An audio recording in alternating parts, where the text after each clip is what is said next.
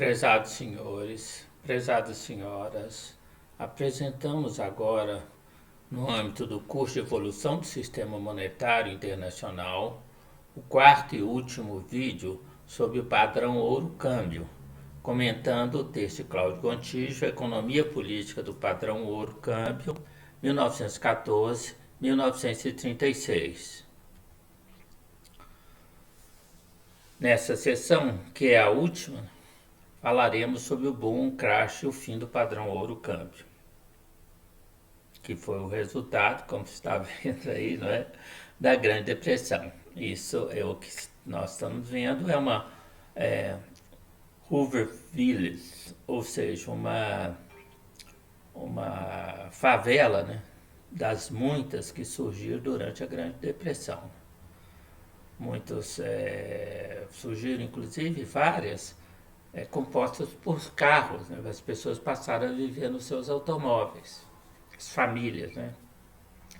Botavam um puxadinho assim no automóvel, onde cozinhavam, etc. E dormiam no automóvel, ao relento. Né? Bem, em 1925 vai ter o Pacto de Locarno, que revisou as reparações de guerra, reduziu drasticamente, né,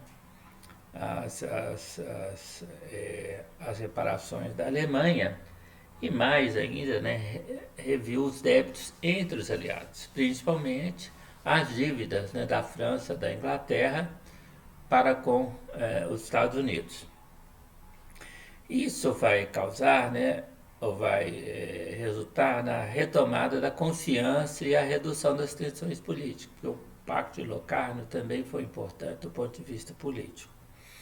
Nós aí tivemos a expansão da economia europeia, que na verdade começou antes, né? Mas de qualquer maneira isso contribuiu muito para que a economia europeia ingressasse em novo ciclo de expansão econômica, confirmando o diagnóstico ortodoxo. Qual que era o diagnóstico ortodoxo? É que se os países equilibrassem seu orçamento, tá certo? Adotassem políticas monetárias contracionistas e que resultassem na estabilização da moeda, a economia voltaria a crescer. Né? E isso foi feito, embora isso tenha causado muita recessão, muitos problemas políticos, né, durante esse período. E isso é que permitiu que os países voltassem ao ouro, um padrão ouro aguado, que é o padrão ouro-câmbio, né, no qual não havia mais conversibilidade de notas bancárias em ouro. O que havia era conversibilidade no que diz respeito ao balanço de pagamento. Se você fosse realizar um pagamento internacional, aí você poderia converter a sua moeda em ouro, tá certo? Para realizar seus pagamentos, ou ouro, ou em libra, ou em dólares, que eram as moedas de reserva da época, né? E aí enviar, fazer seus pagamentos nessas moedas ou em ouro. Né? Então aí estava a restrição, né, a característica essencial do padrão ouro-câmbio, ok? Só que é claro que o que aconteceu é que os Estados Unidos, né, ingressou no processo de expansão econômica. E quando se estabilizaram as moedas, né, se estabilizaram o nível de preço, acabou a inflação e as economias ingressaram no padrão ouro-câmbio, né, os países ingressaram. O que aconteceu? O que aconteceu é que esses países, né, relaxaram as políticas econômicas.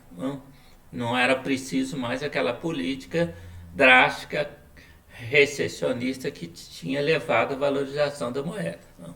Aí, com o relaxamento da política econômica, as economias cresceram, mas o mais importante disso foi o boom da economia americana, que já começaram a partir de 1924. A economia americana começou a crescer rapidamente, né? As importações de produtos europeus aumentaram e aí os países da Europa puderam ingressar no novo período de expansão econômica. Né? E o que aparentemente, isso é pura aparência, né?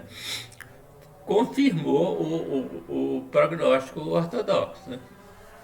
Neoclássico, baseado na teoria neoclássica, né? Essa ideologia do capital financeiro que não tem, é bom se dizer, eu tenho vídeo sobre isso, não tem não tem consistência teórica nenhuma.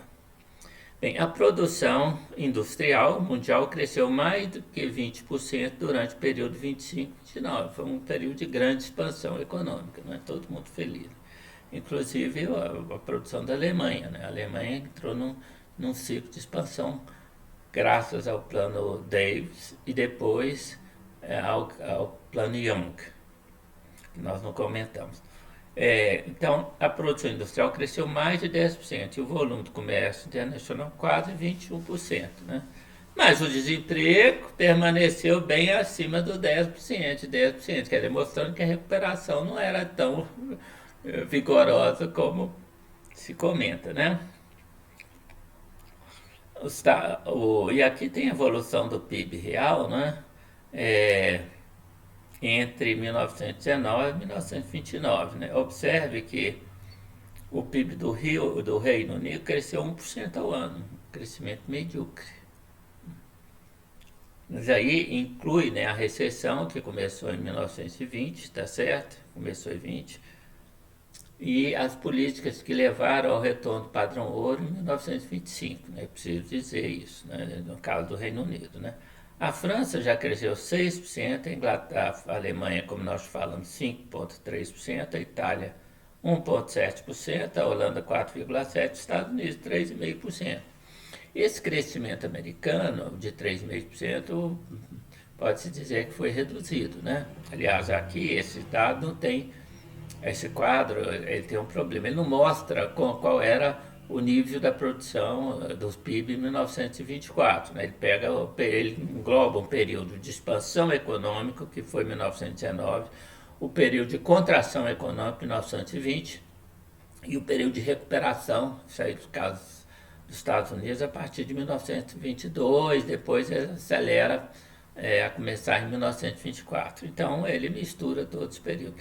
Mas, de qualquer maneira, esse crescimento de 3,5%, que deve ter chegado aí no período que interessa, a partir de 1924, a uns 4,5%, talvez 5%, entre 4% e 5%, vamos lembrar que a economia americana já representava mais de 40% do PIB industrial do mundo. Então, isso foi muito importante, porque esse crescimento transbordou para o restante do mundo. Né? Então, um crescimento de 3% da economia, 3,5% da economia tão grande quanto a norte-americana, né? Vamos lembrar que se ela era 42% da produção industrial do mundo, em 1914, né? A do segundo colocado, que era a Alemanha, a produção industrial é 14,3%, menos de 3%, ou 3%, um terço da produção do PIB norte-americano, do PIB industrial norte-americano. Então, aí dá para se ter uma ideia da importância do crescimento da economia americana que arrastou o resto do mundo. Né? No caso do Reino Unido, é preciso dizer o seguinte, né? A economia do Reino Unido foi atravancada pelo padrão, pelo retorno ao ouro. Né? Por quê? Porque quando se houve retorno ao ouro, né, promovida pelo primeiro-ministro Churchill, né, que era o primeiro-ministro da época, né, um ministro conservador, o que ele fez? Né? Ele se promoveu a revalorização da Libra para que ela voltasse ao nível de paridade, né, vamos dizer, a taxa de câmbio dólar-libra, né, ou libra-dólar, de 1914, de antes da guerra. Né? Ora, o resultado, né, quando você valoriza a moeda de um país, como por exemplo nós fizemos em 1994, quando terminou a inflação, né, quando nós valorizamos a moeda de um país, ela fica sobrevalorizada, o que acontece? As exportações minguam, perdem o seu dinamismo e as importações se aceleram. Então, o que aconteceu no Reino Unido, né, é que a partir de 1925, aliás, antes, porque a Inglaterra, né, não estou falando da Inglaterra, antes, o Reino Unido e a Inglaterra é a mesma coisa não, mas a gente usa como sinônimo, né? Porque o Reino Unido engloba a Escócia, País de Gales, né? Então ele é mais do que mais do que realmente a Inglaterra. Então, o Reino Unido, o que aconteceu com ele, né? Aí, primeiro, as políticas do Banco da Inglaterra, né, e as políticas restricionistas do ponto de vista fiscal, né, fizeram com que a economia inglesa praticamente não crescesse a partir da recuperação da economia a partir de 1921. E depois de 25, a coisa se manteve. A economia inglesa ficou travada pelas altas taxas de juros necessárias para manter as reservas de ouro do Banco da Inglaterra. E travado por isso e pela valorização do câmbio, né? Valorização da moeda inglesa, né? Promovida pelo resultante do retorno da paridade. Então, a economia inglesa entrou num período de estagnação. Ela cresceu entre 1925 e 1929, mas cresceu muito pouco. O resultado foi um grande desemprego, né? E aí, aqui está aí, embaixo aí, aqui, à direita, tem os resultados da greve dos mineiros, da greve geral de 1926. Que foi uma greve que demorou mais de um ano, o Churchill enfrentou a greve, né? Ele era um partido conservador, né? O resultado foi um desastre, a greve dos mineiros, né? Das minas de carvão. Então, o que houve foi um mal-estar econômico muito grande, um desemprego manteve-se muito elevado e a economia inglesa cresceu pouco, porque a economia inglesa dependia muito das exportações. Como as exportações ficaram mais ou menos estagnadas e as importações crescendo, isso desacelerou a economia inglesa, né? Aliás, o economista John Maynard Keynes, né, tinha avisado. Ele escreveu um livro, né, depois Na verdade, Churchill teve um almoço com ele para perguntar sobre antes de promover o retorno da Inglaterra ao padrão ouro, né, o padrão ouro, o câmbio, que era uma forma aguada do padrão ouro. Ora, nesse almoço, Keynes falou tudo com ele. Olha, não vai dar, etc, etc. Né? Aliás, Keynes estava famoso por quê? Porque quando Keynes participou das negociações do Tratado de Versalhes e se retirou delas em protesto quando viu que o Tratado de Versalhes ia massacrar a Alemanha, né? E escreveu um livro que se tornou uma espécie de best-seller, né? Que era as consequências econômicas da paz. O que ele estava falando é o seguinte: a Alemanha não vai aceitar e nós estamos quebrando um parceiro comercial importante, e isso vai ser um tiro no pé. Mas naquela época todo mundo queria que a Alemanha pagasse pela guerra, como se ela tivesse sido a responsável pela guerra. Não foi, não. O que foi o conjunto, né, os interesses do capital financeiro, né? Aquilo foi uma guerra para promover uma repartição, né, das áreas de influência do mundo, né? Tá certo? Foi uma guerra interimperialista, né? Não foi a guerra para terminar com todas as guerras, como disse a propaganda, né? Principalmente nos Estados Unidos, né? Nós vivemos num mundo de mentiras, o mundo capitalista é um mundo de mentiras, né? Para começar, a mentira de que cada um recebe, como diz a teoria neoclássica, né? Cada um é um mundo justo, porque cada um recebe como remuneração, seu fator de produção, né, a sua contribuição para o produto interno bruto. Isso é a essência da teoria da repartição neoclássica. Está absolutamente errada, né? Então, mas não temos tempo para comentar isso aí. Mas então, quer dizer, todo mundo, principalmente os franceses, achavam que o ouro que viria da Alemanha iria restaurar as condições de pré-guerra da economia francesa, né? Só que a Alemanha não tinha ouro para pagar, né? O resultado foi a confusão, a,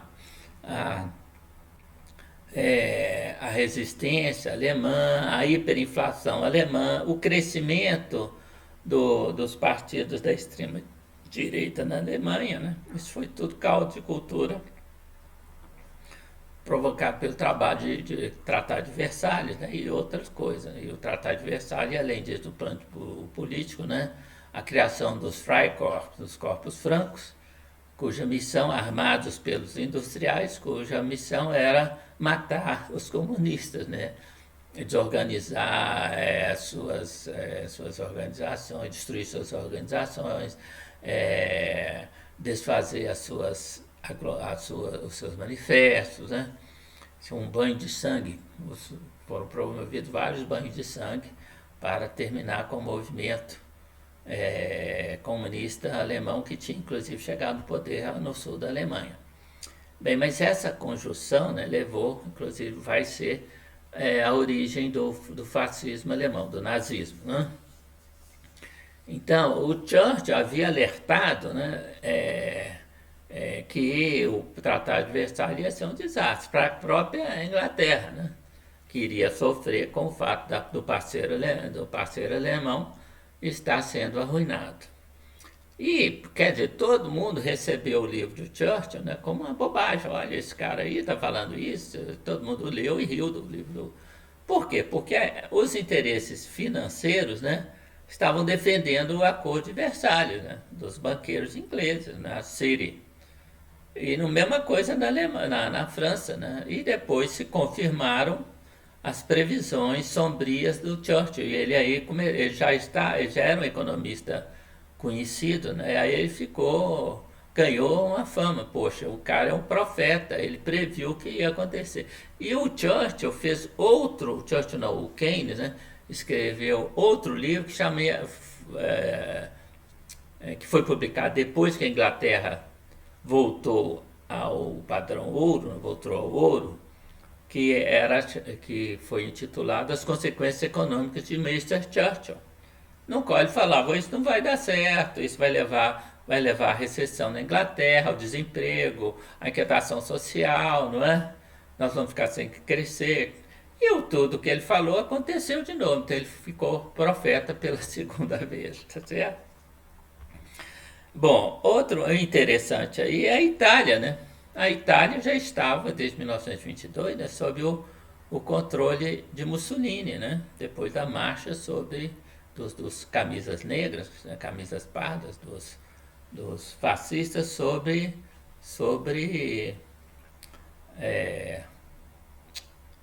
Roma, né?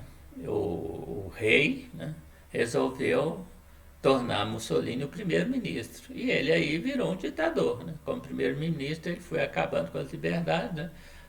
E uma das coisas que ele fez, né, foi valorizar a lira, né? Porque ele achava, né, que um país tinha que ter uma moeda forte, coisa de ditador ignorante, né?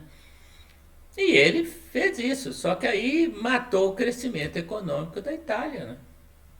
A Itália cresceu 1,7. Observe que os dois países que cresceram muito pouco nesse período foram exatamente o Reino Unido e a Itália. Observe o crescimento da França. A França, com o plano de estabilização Poincaré, retornou ao padrão ouro, né?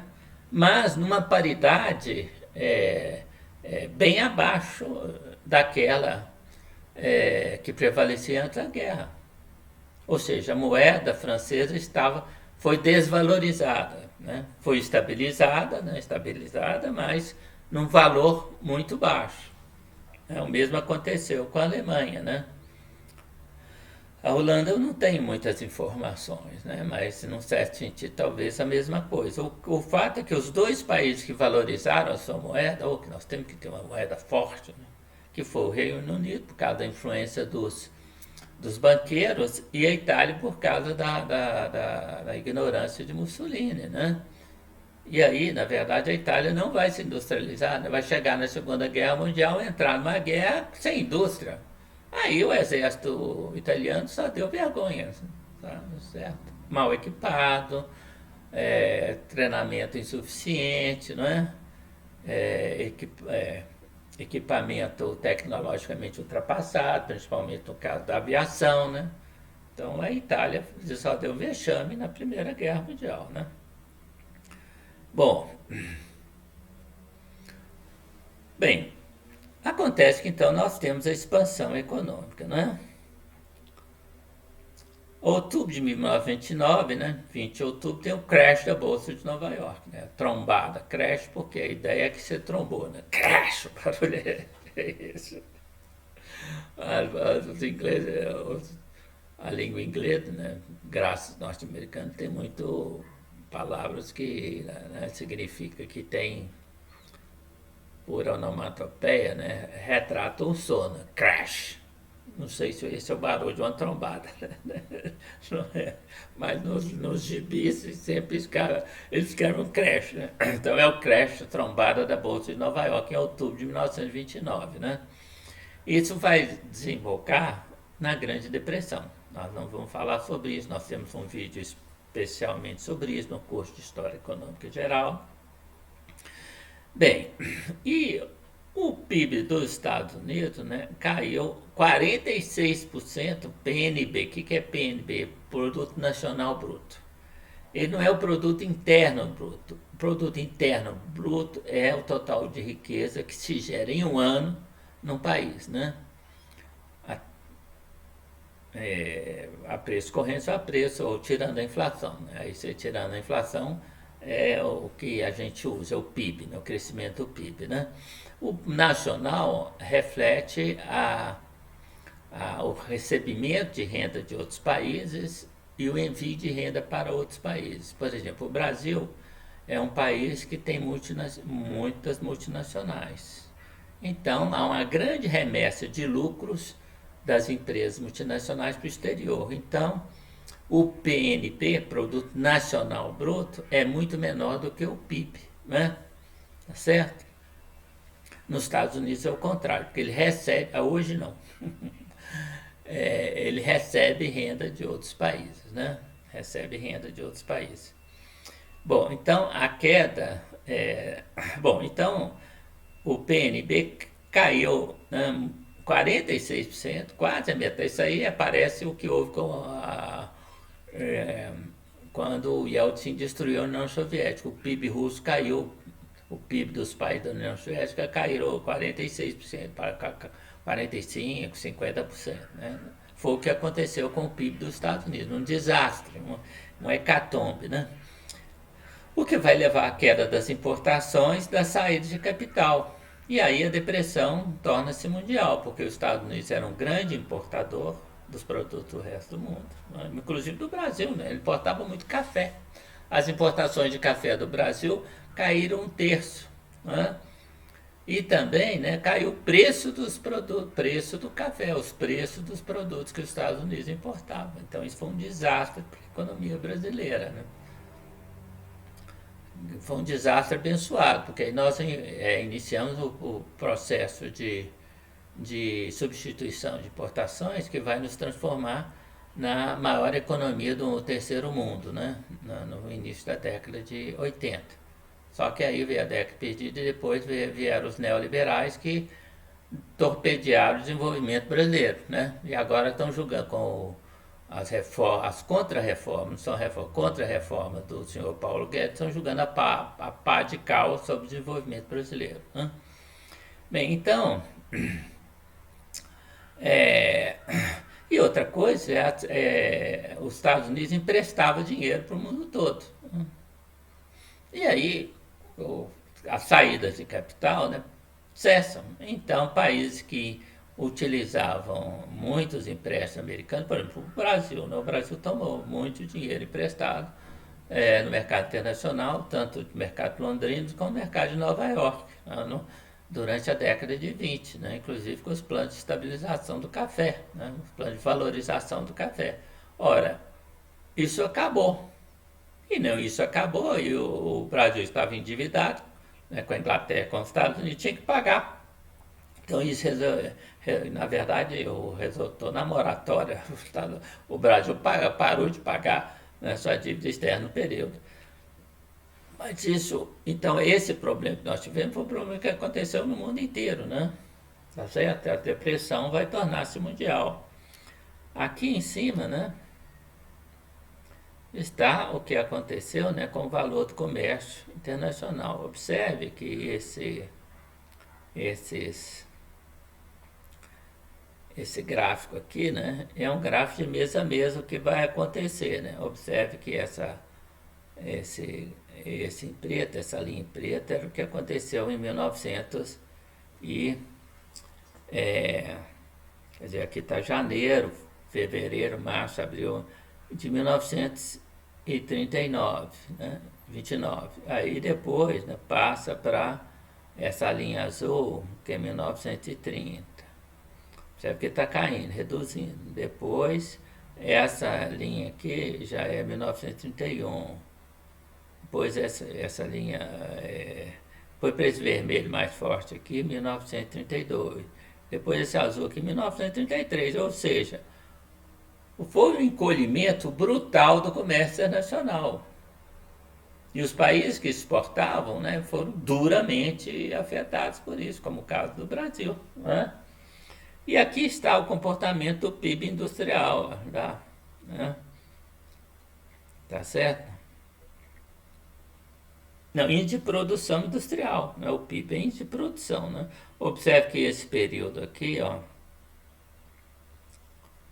esse período aqui, nós temos a recuperação econômica durante a década de 1920. E aí depois, o que acontece? Acontece a recessão, né? A depressão, que vai ser muito forte, né? Observe que essa linha preta mais forte é dos Estados Unidos. Né? Isso aqui é o presidente Hoover, ele ganhou as eleições, né?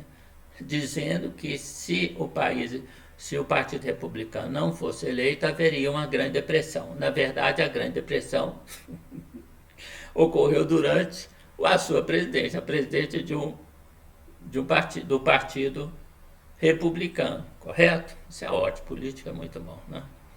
Ora, uma das responsabilidades foi ele. Por quê? Porque ele escutou os economistas neoclássicos da sua época, né? Que não quiseram, né? Ou diziam o seguinte: olha, não se preocupe que o mercado é resiliente. A mesma bobagem que se fala hoje em dia, né? O mercado é resiliente, o mercado é eficiente. Então não preocupa porque essa recessão, né, vai ser igual o nosso presidente dizendo que ia ser uma gripezinha, né? A pandemia, né? Não, isso aí é uma gripezinha. Então é isso, né? Quer dizer, vai ser uma recessãozinha porque o mercado é eficiente, o mercado é resiliente, né, resistente. Então os mecanismos de mercado vão fazer com que a economia norte-americana se recupere logo.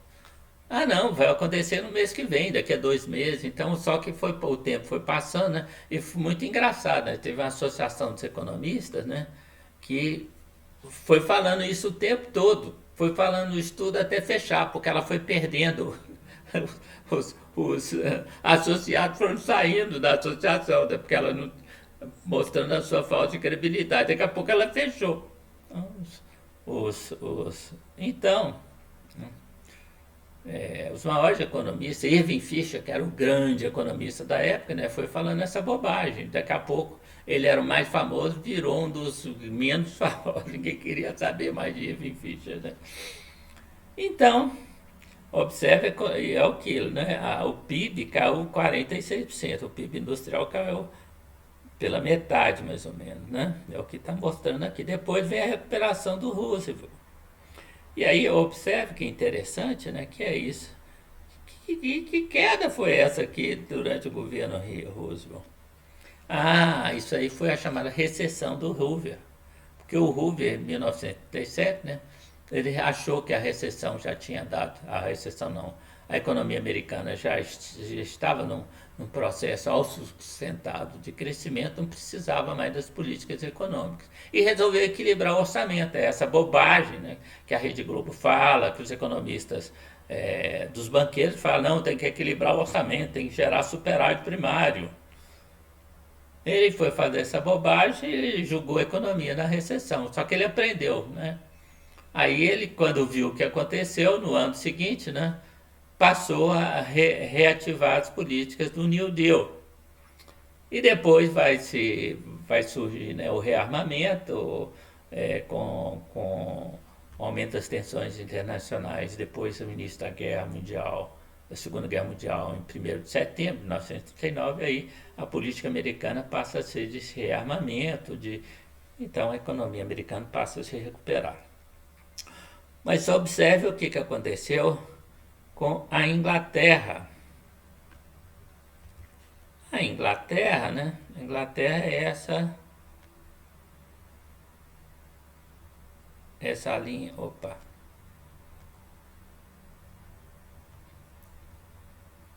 Nossa, mas de novo.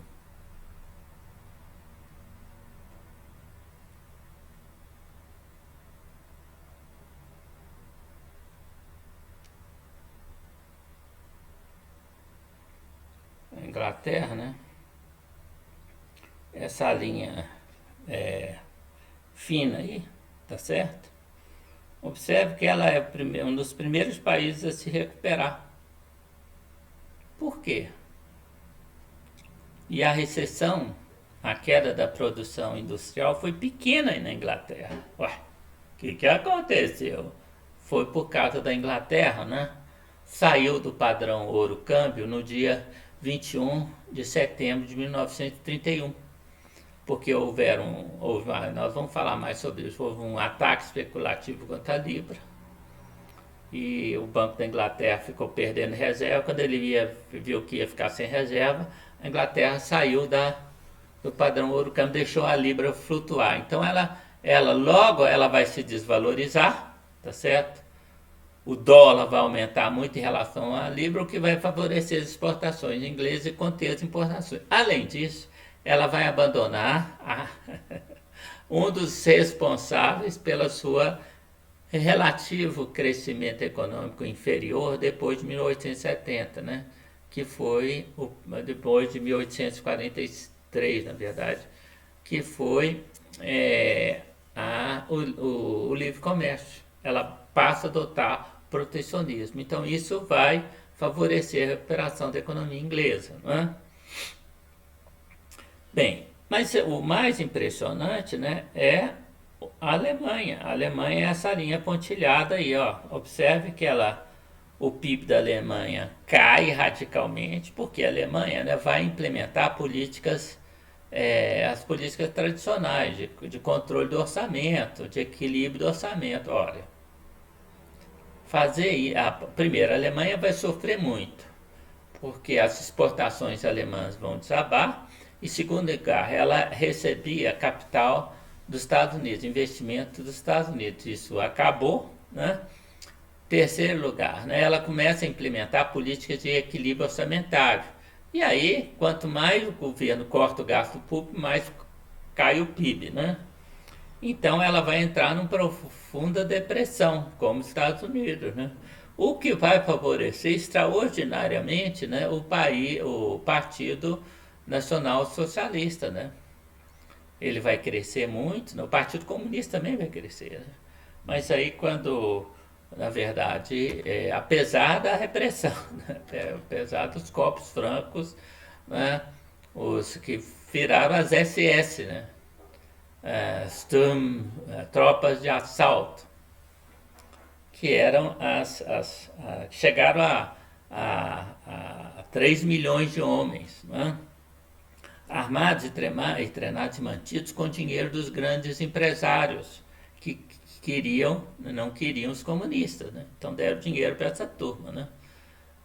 E essa turma, né, foi muito importante para o crescimento do partido nazista, que não obteve, né, não foi majoritário nas eleições alemãs, mas conseguiram negociar, né? Primeiro, né, o Hindenburg, que era o primeiro, o, que era o presidente da Alemanha, né, vai chamar o Hitler. Aliás, era quase possível não governar a Alemanha sem o apoio dos nazistas. Por quê? Porque os nazistas chegaram a tinham os corpos francos na mão.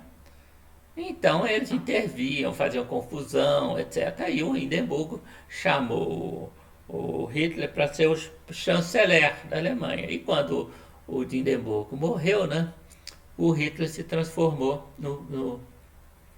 Bom, ele já era... Aí o que aconteceu, né? Tem o golpe, né, do Hitler, que reúne negocia com os outros partidos da direita e mesmo partidos assim do centro, né? Negociou a nomeação, digamos, como uma espécie de líder da Alemanha, né, do Hitler o que aconteceu numa sessão do Reichstag. Reichstag era o parlamento alemão. E aí o Hitler recebeu plenos poderes. E aí com isso ele virou ditador. Tá? Foi um golpe palaciano, né? Foi um golpe do parlamento, como houve aqui no Brasil, né? O golpe parlamentar que retirou a Dilma, né? Com o financiamento americano e várias coisas, né? Mas várias coisas, né? Com bem, então, e aí nós entramos nesse período negro, né? O Lula foi preso num julgamento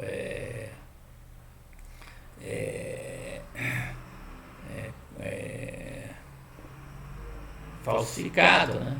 Com provas falsificadas, sem prova, né? etc. Tiraram o Lula e houve veio essa palavra de ordem, né?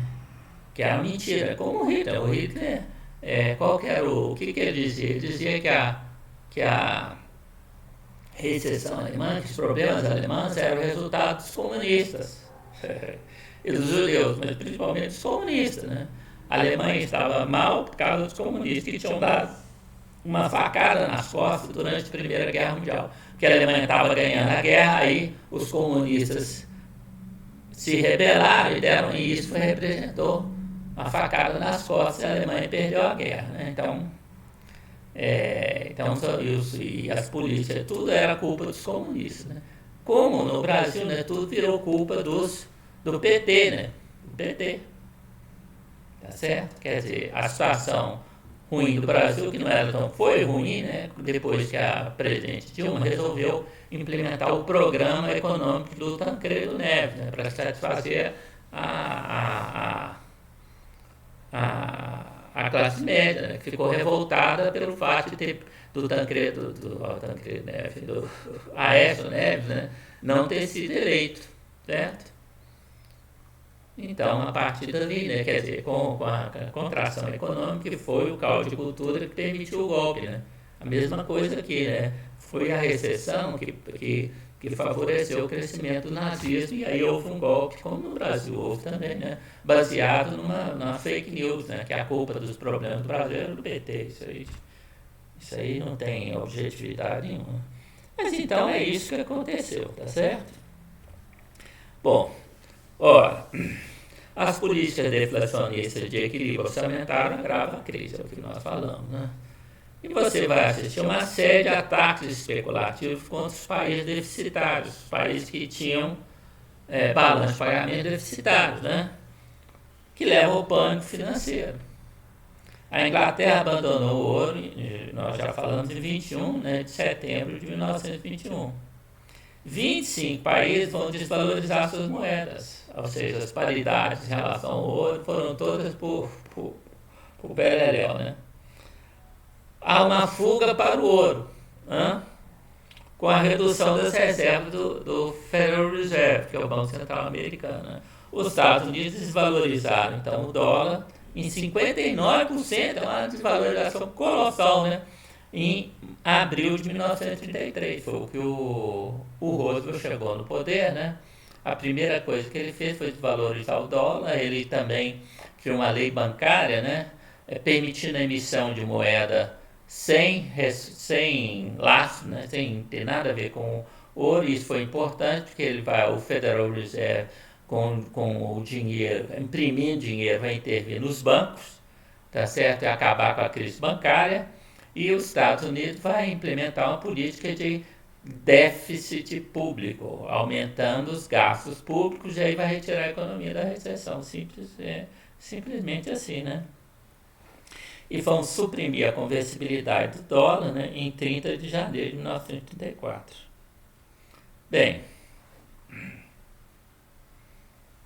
então aí vários, né? Várias notícias, né? Olha lá, a Grã-Bretanha, The Mainland Empire. Não, The Mainland Empire. Quer dizer, o Império, metrópole. Mainland Empire é o metrópole. A metrópole do Império, né? Great Britain announces suspension of gold standard. Quer dizer, a Grã-Bretanha anunciou a suspensão do padrão ouro, né? Para parar as retiradas, né, de ouro que estavam ameaçando o colapso da libra esterlina, do esterlino, né? Ali está a Daily News, né, isso é já uma notícia americana. Roosevelt, que foi presidente eleito, né? Hoje significa coloca urgência, né, para que se abandone o ouro, né? E ali o The New York Times, né, o padrão ouro abandonado, dropped, né, pelo no presente, né, para elevar os preços e ajudar nossa posição de comércio, né? Foram rascunhados planos para controlar a inflação. Bom, só que a Bélgica, a França, a Itália tinha que ser, né? A Itália sob Mussolini. Os Países Baixos e a Suíça acumulam reserva de ouros com a formação do bloco do ouro. Ele fala, não, nós vamos manter vinculados ao ouro, certo? Em junho e julho de 83, há a Conferência Econômica de Londres. A França e outros países propõem a estabilização imediata através do retorno ao ouro. Acabar com as flutuações da taxa de câmbio, inflação, a confusão que estava tendo. Eles queriam voltar ao ouro, né? Só que durante a conferência, né, vazou a notícia que os bancos centrais trabalhavam para estabilizar o dólar. O presidente dos Estados Unidos, né, Roosevelt, quando escutou aquilo, falou, pô, porque é isso? Isso é uma bobagem, nós vamos desvalorizar o dólar. Aí acabou a conferência, porque essa conferência pressupunha que o principal país do mundo, que é os Estados Unidos, ia estabilizar o dólar, certo? Ia retornar o ouro. Os Estados Unidos falou de jeito nenhum. Acabou a conferência. Bom, os países do bloco do ouro, né, se empenharam a partir de então numa luta de retaguarda. Já estava perdendo a guerra, estava se retirando, né? Pois a confiança de se deslocar e os especuladores jogaram na desvalorização inevitável nas moedas do ouro. Quer dizer, todo mundo começou a especular contra a moeda da Bélgica, o franco francês, a lira italiana, a moeda dos Países Baixos, da Suíça, né? E aí esses países começaram a perder ouro, né? Os capitais deixaram a França e os demais países fiéis ao ouro com o endereço de Londres e de Nova York.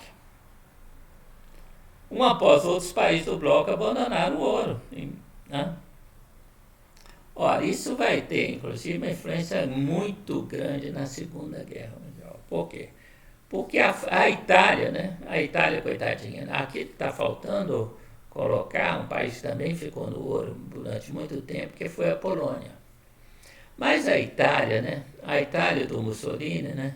Ela cresceu muito pouco na década de de 20%, né? E, pai, a França estava crescendo 6%, a Itália estava crescendo 1,7%. E eu garanto que o crescimento da indústria italiana foi menor ainda. Né? Então a Itália estava estagnada, continuou estagnada na década de 70, de 30. A França, que cresceu muito, agora entrou no período de contração econômica, de recessão e de estagnação. E várias, com exceção de uma, a história é mais complexa, né? Mas vamos dizer que é o seguinte, a grosso modo, a França não cresceu até 1936, 37. O que vai acontecer isso? Olha, é a mesma coisa que acontece no Brasil. Tem alguém que acredita no Brasil hoje? Não. Desde o segundo governo Dilma, né? Porque a Dilma jogou a economia na recessão. Depois veio o Temer. E agora nós temos um terraplanista na presidência, né? Então, e só políticas de reforma de mercado. Isso é uma garantia de prolongamento da recessão brasileira. Então, o que acontece, né?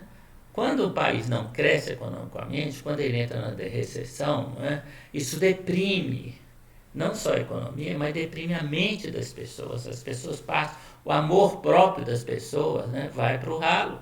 Ninguém tem orgulho de ser brasileiro. Tem aquela meia dúzia de pessoas que vestem roupa bandeira nacional e vão defender a presidência da República, né? Mas ninguém, empresário, capital está saindo do Brasil, tem gente, olha, a classe média, eu conheço várias pessoas que estão mandando seus filhos para a Europa. A minha menina está indo para Portugal, já foi há 2 anos, foi fazer um mestrado lá e agora está voltando para lá. Tá certo? Muita gente está deixando o Brasil, porque não vale a pena. Ora, um país sem amor próprio não ganha guerra. Não ganha guerra. E a França, então, quando a França foi invadida pela Alemanha, né, no dia 10 de maio de 1940, né, os alemães diziam disseram o seguinte, olha, nós estamos entrando num país derrotado. Porque a mentalidade era essa, né? Aliás, quando os tanques alemães cruzam o rio Mosa, né, e penetram nas defesas na região das Ardenas, depois das Ardenas, né, penetram nas defesas, as Ardenas em Luxemburgo, né, atravessam Luxemburgo e rompem nas defesas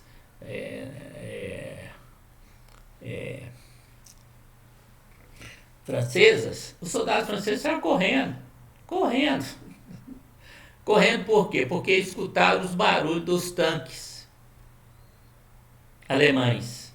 E aí essa foi uma debandada, eles nem lutaram, né?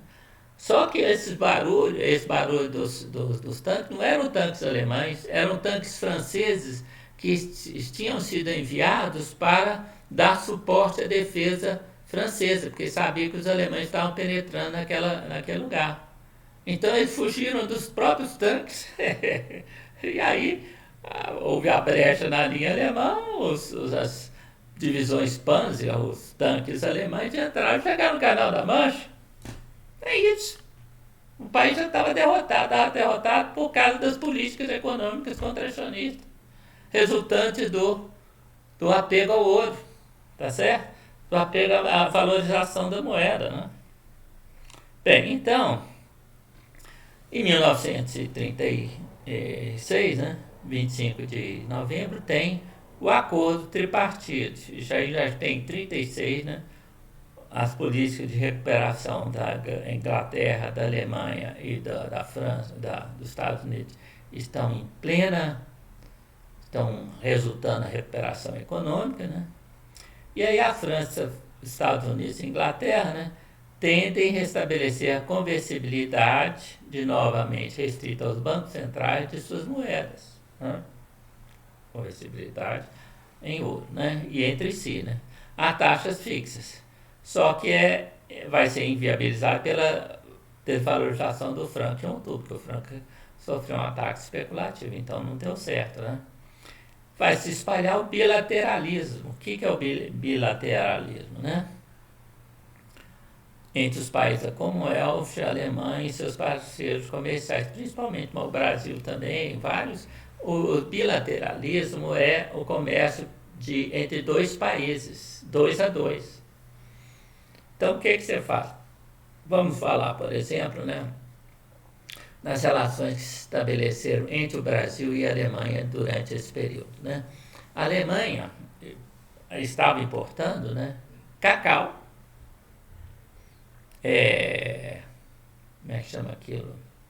Café, cacau, algodão, porque a Alemanha importava grande volume desses produtos, porque ela estava interessada em montar suas reservas estratégicas, que ela já estava preparando para a guerra.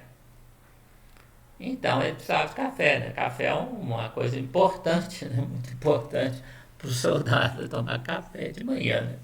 Ficar bem disposto, né? É estimulante, café é estimulante, chocolate também é importante, né? E algodão é importante para fazer, embora as fardas alemãs eram de lã, né? Porque para enfrentar o frio, né? Havia muita roupa de algodão, né? Então, a Alemanha, olha, só que o que era o acordo comercial com o Brasil? O Brasil o Brasil recebia em marcos alemães. E a Alemanha recebia, como é que é? A Alemanha, dados importa. Quando o Brasil exportava para a Alemanha, recebia marcos. Quando a Alemanha importava do Brasil, recebia cruzeiros. Cruzeiro não é cruzeiros, R$ 1.000, não, cruzeiros. E aí o que acontecia? Né? Então havia um saldo da balança comercial, na verdade sempre a favor do Brasil. E o Brasil só podia usar os marcos comprando produtos da Alemanha. Só que a Alemanha fez isso com todos os parceiros comerciais. Ela sempre teve um déficit na balança comercial com esses países. Por quê? Porque ela queria, na verdade, né, acumular produtos estratégicos, porque ela sabia que ela ia entrar na guerra, né? E aí, quando estourasse a guerra, ela não ia pagar o saldo, né? O saldo devedor. Então, era uma forma de explorar os países que ela comercializava. Mas, de toda maneira, né, as importações alemãs do Brasil cresceram muito, e, portanto, as importações de produtos alemães pelo Brasil, só que cresceram a um ritmo menor por conta dessa estratégia da Alemanha. Né? Mas o que aconteceu foi que as trocas viraram muito entre acordos bilaterais entre os países, exatamente porque usando dólares, né, não era mais possível, usando qualquer moeda internacional não era, porque os países estavam num processo de desorganização e principalmente desorganização das relações financeiras internacionais. Não é? As barreiras alfandegárias não tarifárias foram elevadas, a própria Inglaterra, né, como nós falamos, voltou o protecionismo, né? E discriminação das compras governamentais, quer dizer, compra governamental vai ser de produto nacional, né? Estabelecimento de câmaras de compensação das trocas entre os países, quer dizer, quando você estabeleceu entre o comércio Brasil e Alemanha, tinha uma câmara de compensação, tá certo? Para exatamente falar quanto você está importando e quanto que o outro está importando. O saldo, né? Quer dizer, o saldo, no caso da Alemanha, não podia ser convertido em ouro ou em qualquer coisa, outra moeda, né, em dólares ou em libras, né, que ainda tinham uma circulação internacional. Não. No caso da Alemanha, né, os marcos excedentes que o Brasil tinha só podia ser usado na compra de produtos alemães. Né? Bom, então houve uma queda da porcentagem do comércio internacional balanceado de forma unilateral. Unilateral é quando você não tem essas câmaras, né? E o desaparecimento do financiamento do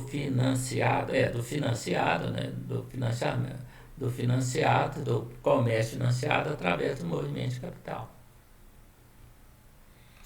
Bem, e aí então nós passamos para a última sessão do nosso vídeo, né? A economia política do padrão ouro-câmbio. O que nós vamos fazer agora, né?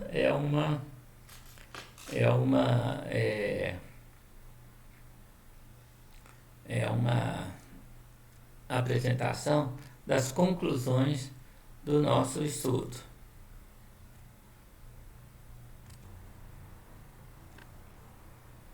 Bem, então vamos.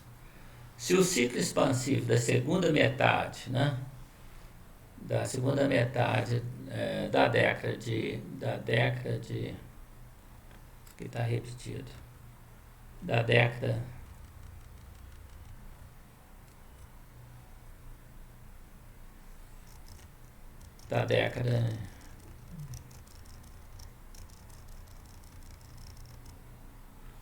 de 1920, né?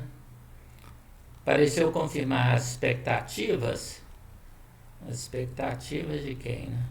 Ortodoxas, tá certo? Nós já falamos, né? Em compensação, né, a crise de 29 e a Grande Depressão constituíram indubitavelmente seu anticlímax.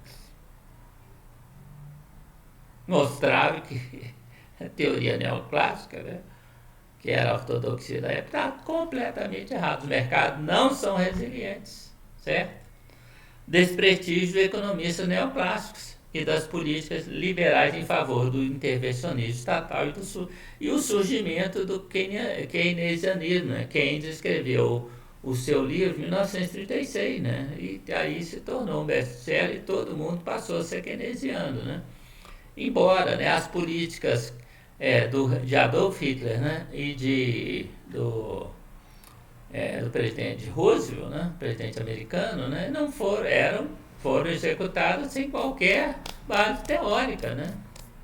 No caso do Hitler, né, ele também não fez política para recuperar a economia alemã. Ele fez política de rearmamento, certo? E aí o gasto público com rearmamento reativou. E a construção de fábricas de aviões, todas financiadas, aliás, com capital americano.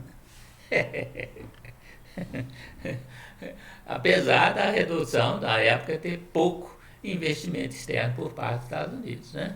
Mas a partir de 1936, por exemplo, já havia retomado, né, os investimentos americanos em pequena escala, né?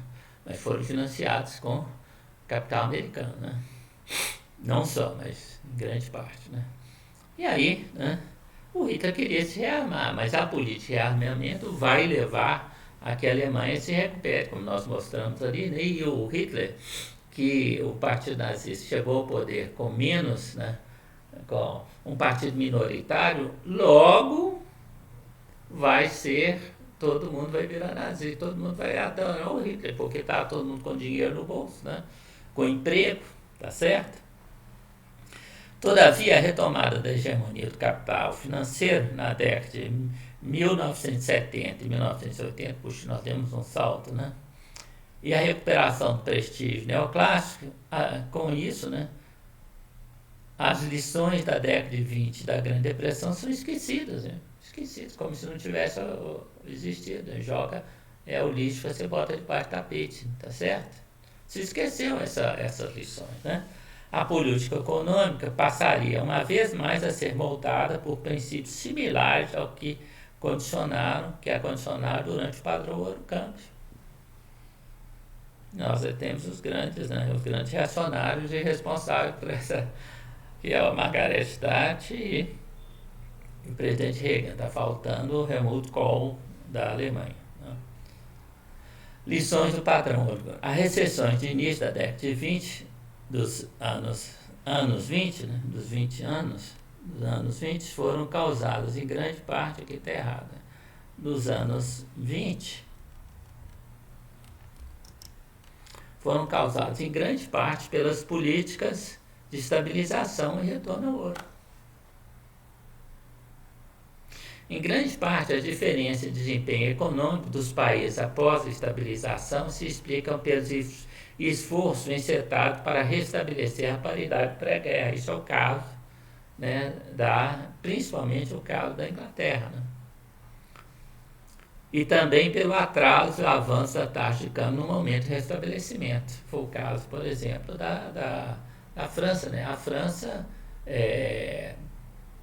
estabilizou a economia com o valor do franco lá embaixo. e a Itália, o valor da lira lá em cima. Então a Itália não cresceu e a França cresceu muito, tá certo? A Inglaterra e a Itália foram prejudicadas por moedas sobrevalorizadas, como nós falamos, enquanto a França e a Bélgica foram favorecidas por moedas desvalorizadas.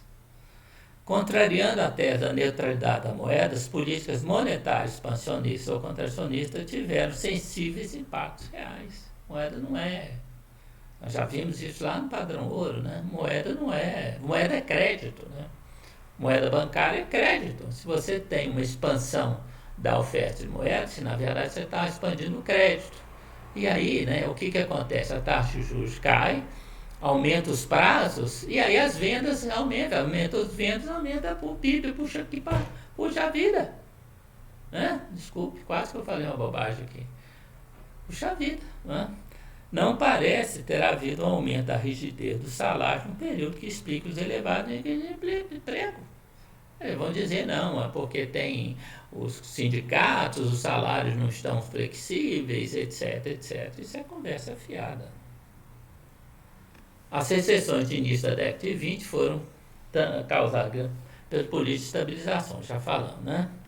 Não parece merecer crédito a tese de Paley, né, 1972, segundo o qual a quebra da estrita disciplina do padrão ouro teria sido a causa da Grande Depressão. Ao contrário, foi a manutenção da disciplina do padrão ouro.